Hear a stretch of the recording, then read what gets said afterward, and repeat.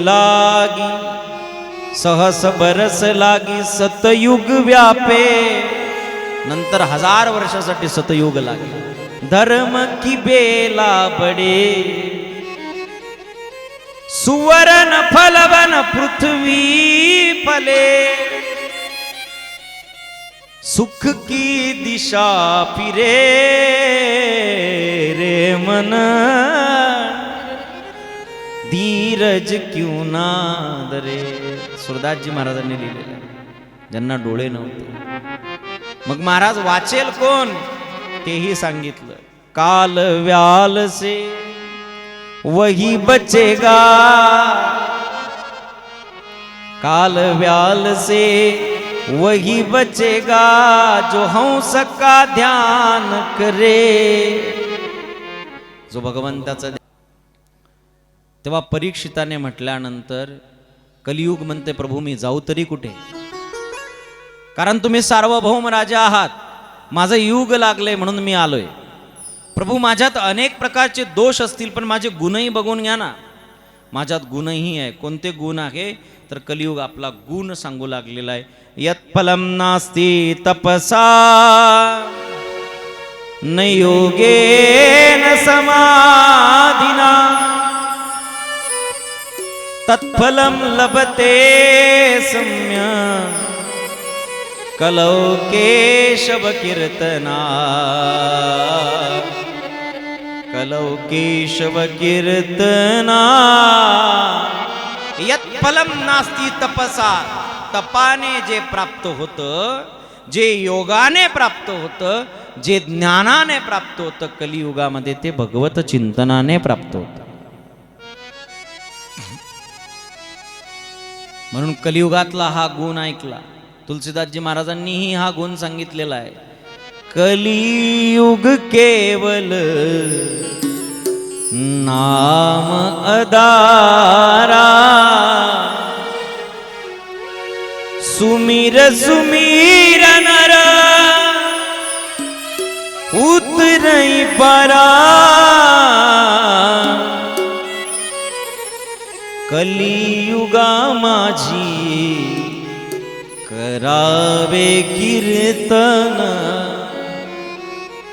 तेने नारायण देईल भेटी भेटी ओ. तेने नारायण देईल भेट. भगवंत सुद्धा डायरेक्ट येऊन भेटतो.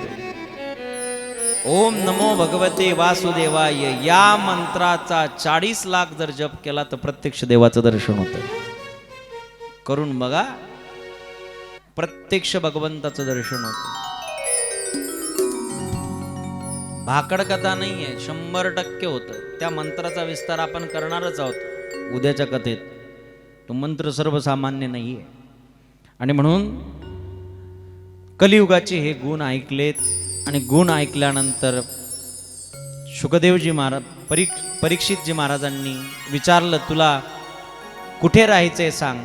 4 स्थानं परीक्षित राजाने त्याला दिले. कोणते कोणते दिले? द्यूतम पाणम श्रियस्सूना यत्र धर्म चतुर्विध. 4 प्रकारचे ठिकाणं कलियुगाला राहण्यासाठी दिलं. पहिलंच ठिकाण दिलेलं आहे द्यूतम, जिथे जुगार खेळला जातं, जिथे पत्ते खेळल्या जातात तिथे कली आहे. म्हणून आपल्या घरात जर पत्ते असतील तर फेकून द्या. पहिले हे कलियुग पत्त्यामध्ये होते, आता मोबाईलमध्ये कलियुग घुसले. ते महाराज लोकांनाही आवाज द्यायला लागले, आओ ना महाराज, रमी सर्कल पे आपका स्वागत है. माझी भारत सरकारला एवढीच विनंती आहे की काही देऊ नका, लाडकी बहीण योजना देऊ नका, ना लाडका भाऊ देऊ नका. असले ॲप बंद करा की ज्याने लोकांचे संसार उद्ध्वस्त व्हायला लागले. या रमी सर्कलने एकाचं जीवन संपता संपता मी वाचवलं. व्यासगादीवरून बोलतोय. वृंदावनात देहत्याग करायला जात होता शिक्षक व्यक्ती, त्याला मी घेऊन आलो. आमच्या सगळ्या कलाकारांना माहिती आहे, शंभूदेव त्याचं नाव आहे. वर्षभर माझ्या सोबत ठेवलं त्याला. आणि वर्षभरानंतर ब्रेन वॉश करून त्याला ड्युटीला पाठवलं रमीने. पूर्ण जीवन उद्ध्वस्त झालं माणसाचं. लहान लहान मुलं त्याच्यात अडकले. लुडो मध्ये 4-4 पोरं बसतात आणि बोट दाबत बसतात. मुलांच्या हातामध्ये मोबाईल देऊ नका अशी माझी बिलकुल तुम्हाला नकार नाहीये. दिला पाहिजे, पण किती दिला पाहिजे आणि ते काय बघतात हेही आपण लक्ष दिलं पाहिजे. आणि म्हणून द्यूतम, ज्या ठिकाणी द्यूत क्रीडा खेळल्या जाते तिथं कली आहे. दुसरं स्थान सांगितलेलं आहे पानम. पानम म्हणजे पिणे. आता काय पिणे तुम्हाला माहिती आहे. जिथे मदिरा, जिथे दारू पिला जाते तिथे कलीचा वास आहे. तिसरा आहे सुना. सुना नाम हिंसा. जिथे मांस खाल्ला जातं तिथे कलीचा वास आहे. आणि चौथं स्थान आहे जिथे जिथे परस्त्री गमन केल्या जातं तिथे कलीचा वास आहे. हे 4 ठिकाणं दिल्यानंतर कलियुग म्हटलं, महाराज एवढ्यावर माझं भागणार नाही, माझं कुटुंब मोठं आहे, एखादी खोली अजून द्या.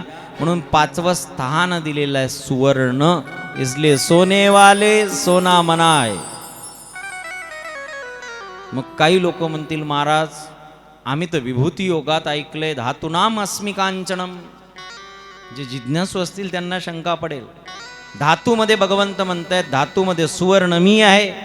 मग सोनं आणि कलियुग एकातच कसं राहतं, तर जे काबाळ कष्टाने कमवलेलं सोनं आहे त्याच्यामध्ये भगवंत राहतो आणि 2 नंबरने कमवलेल्या सोन्यामध्ये कली राहतो. जास्त विस्तार करायला मला वेळ नाही त्याच्यावर. आणि म्हणून 5 स्थानं दिलेत. राजा घरी आला. कलियुग इतकं भयानक आहे मायबाप. आता 2026 पासून 32 पर्यंतचा काल एवढा भयानक येणार आहे. मोठ्या मोठ्या साधू संतांनी सांगून ठेवलेला आहे. जगन्नाथजींच्या मंदिरामध्ये नित्य पूजा करणारे अच्युतानंद महाराज यांनी 500 वर्षापूर्वी भविष्य मालिका नावाचा एक ग्रंथ तारपत्रामध्ये लिहून ठेवलाय. त्या ग्रंथामध्ये त्यांनी फार विस्तृत वर्णन केलेलं आहे. त्यांनी त्या काळामध्ये लिहून ठेवलेलं होतं. अच्युतानंद महाराजांनी त्या काळामध्ये लिहून ठेवलं होतं. भविष्य मालिकेमध्ये ओडिसामध्ये जे झालेलं आहे, जगन्नाथपुरी अजूनही आहे. त्या संतांनी भविष्य 500 वर्षापूर्वी दूरदृष्टिकोनातून बघून ठेवलं होतं. अनेक लोकांनी बघितले. बाबा व्यंगा म्हणून आहेत, त्यांनी सुद्धा बघितले. पण साधूचं भविष्य आपल्याला बघायचंय. काय भविष्य बघितलं होतं त्यांनी त्या काळामध्ये लिहून ठेवलं होतं की जगन्नाथपुरीमध्ये जे भविष्य मालिका नावाचा ग्रंथ आहे त्याच्यामध्ये त्यांनी लिहून ठेवलंय, पहिली गोष्ट घडणार म्हणे, भारताचा इंग्रजाच्या शासनानंतर भारताचे तुकडे होतील. तुकडे झालेत. पाकिस्तान आपल्या जवळचा होता, तो बाजूला गेला. पहिलं भविष्य त्यांनी सांगितलं होतं. दुसरं भविष्य सांगितलं होतं त्यांनी की मुघलांची राजवट येईल. तेही क्रिया झाली. मुघलांची राजवट झाली, त्याच्यानंतर भारत पारतंत्र्यात गेला. हे आपल्याला सगळ्यांना ज्ञात आहे. त्याचे तुकडे झालेत. तिसरी गोष्ट त्यांनी सांगितली होती की जगन्नाथपुरीच्या मंदिरातला वरचा दगड जो टनांचा दगड आहे, ज्याचं वजन टनांनी आहे, JCPने उचलावा लागतो, एवढा भयानक तो दगड आहे. तुम्ही पाहून घ्या, यूट्यूबला सर्च करा जगन्नाथपुरीच्या मंदिरातला तो दगड. त्यांनी त्या काळात सांगून ठेवलं होतं की ज्या दिवशी हा दगड खाली पडेल त्या दिवशी समजून जावं की कलियुगाची उतरती कळा लागली. तो दगडही खाली पडला. त्याच्यानंतरचं समीकरण सांगितलं त्यांनी की जगन्नाथजींचं जे नीलचक्र आहे ते तिरप झालं की समजून जावं तिसरं महायुद्ध लवकरात लवकर होणार आहे. चौथी खून सांगितली की जगन्नाथपुरीच्या मंदिराचं नील त्या ठिकाणी चुना गळायला लागला की समजून जावं की आता महाभारताचं तिसरं महायुद्ध फार जवळ आलेलं आहे.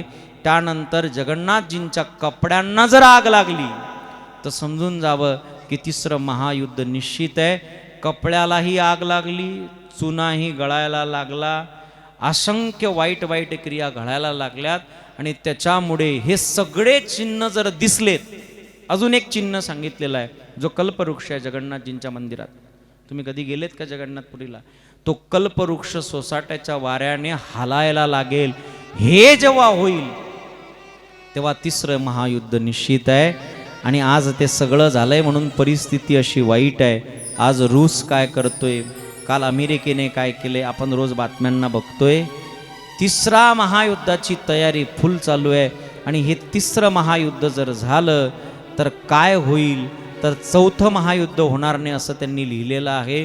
तिसरं महायुद्ध झाल्यानंतर काय होईल तेही त्यांनी सांगितलंय की या जगामध्ये अकाल पडेल, अन्न संपेल, 15 दिवसानंतर एकदा माणसाला भोजन करायला मिळेल. कारण परमाणु बॉम्ब इतके चालतील की त्या परमाणु बॉम्बाचा परिणाम अन्न पिकणारच नाही. जमिनीमध्ये जरी जमिनी असल्या, तुम्ही म्हणसाल आमच्याकडे 50 एकर आहे, 40 एकर आहे, पण त्या प्रदूषणाने ती जमीन पिकणारच नाही. पिकली नाही तर अन्न कुठून मिळेल. 15 दिवसानंतर एकदा माणसाला जेवण मिळेल, ही परिस्थिती घडेल. सगळं जलमय होईल. पंजाबसुद्धा जलमय झाला. आपण सगळं यावर्षी उघड्या डोळ्यांनी बघितलं. हे त्यांनी त्या काळात लिहून ठेवलंय. आणि या महाभारतानंतर काय होईल म्हटले तर 64 करोड या जगाची संख्या फक्त शिल्लक राहील. किती? आता सध्या 8 अरब प्लस आहे. 64 करोड राहतील. त्या 64 करोड पैकी 31 करोड लोक भारत देशामध्ये जिवंत राहतील. आणि बाकीचे मग काय होतील हे तुमचं तुम्ही पहा. फार अवघड काळ येणार आहे असं त्यांनी लिहून ठेवलेलं आहे. पृथ्वीचं शासन भगवंत मरुदगणांना देऊन टाकतील. काही कालानंतर सतयुग लागेल हे त्यांनी सांगून ठेवलेलं आहे त्या काळात. आणि हीच भविष्यवाणी काही कालापूर्वी सूरदासजी महाराज, ज्यांनी भगवान कृष्णांचे सगळे पद लिहिले, त्यांनी सुद्धा हीच भविष्यवाणी त्या ठिकाणी केलेली आहे. चला आपण ते पद बघूया. तुम्हाला जर गुगल वगैरे येत असेल तर त्याच्यावर तुम्ही सर्च करू शकता. फार सुंदर ते पद आहे. आपणही सगळेजण बघूया. एक दाखवा.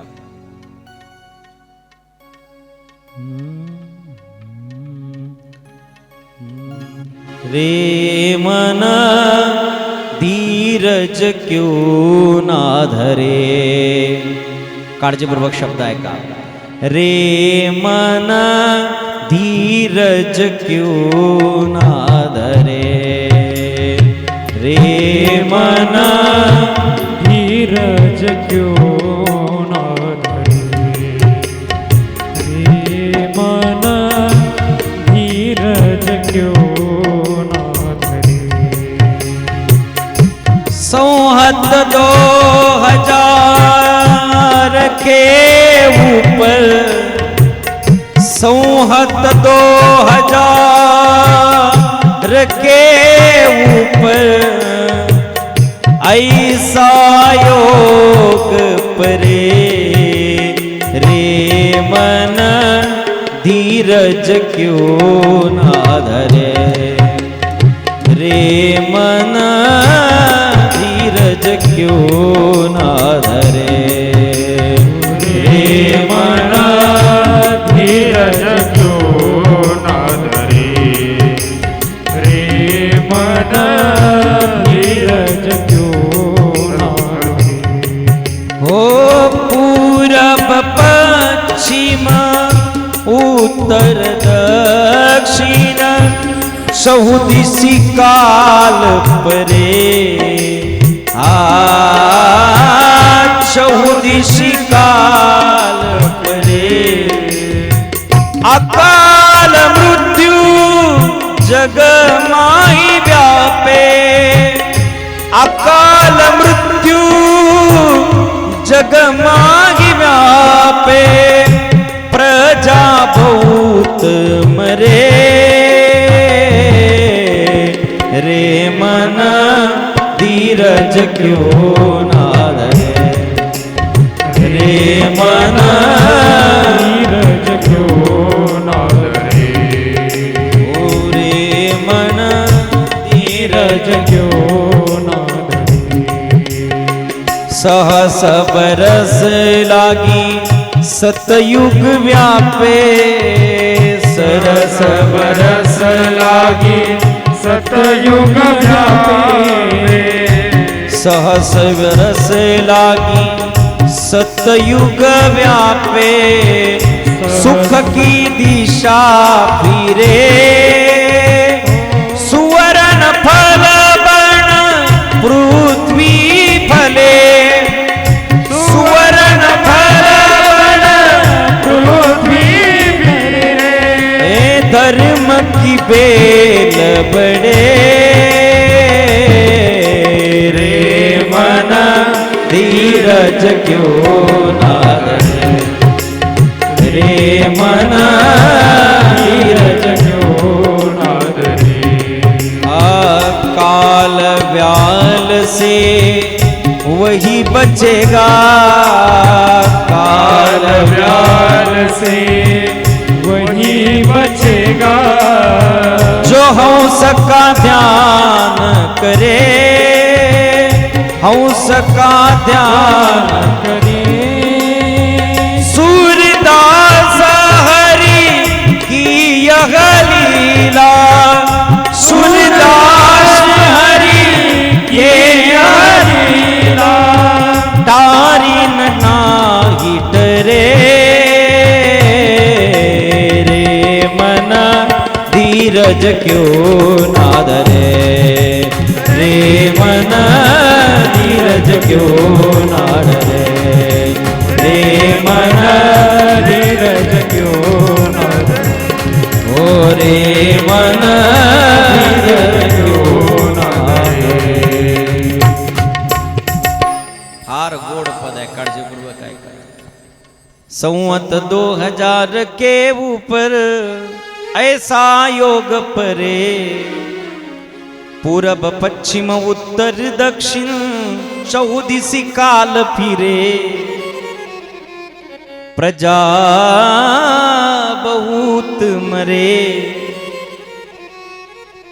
सतयुग लागी सहस बरस लागी सतयुग व्यापे नंतर 1000 वर्षासाठी सतयुग लागे धर्म की बेला बडे सुवर्ण फलवन पृथ्वी फले सुख की दिशा फिरे रे मन धीरज क्यों ना धरे सुरदासजी महाराजांनी लिहिलेलं आहे. ज्यांना डोळे नव्हते मग महाराज वाचेल कोण तेही सांगितलं काल व्याल से वही बचेगा काल व्याल से वही बचेगा जो हंस का ध्यान करे जो भगवंताचं ध्यान करेल भगवंताची भक्ती करेल तोच वाचेल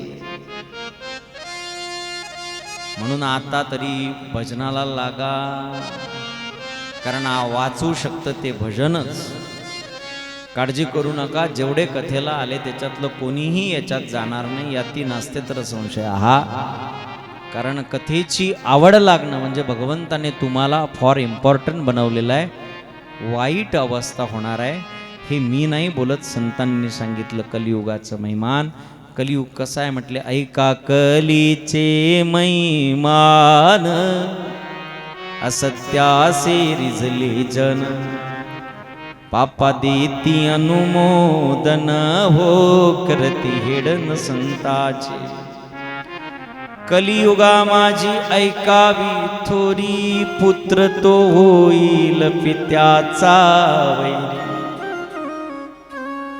आता लई शकून सांगायला आपण वेळ जाईल माझा लई मोठा शकून आहे तो फार मोठा आहे बरं कधी वेळ मिळाली ते एका दिवशी बघूया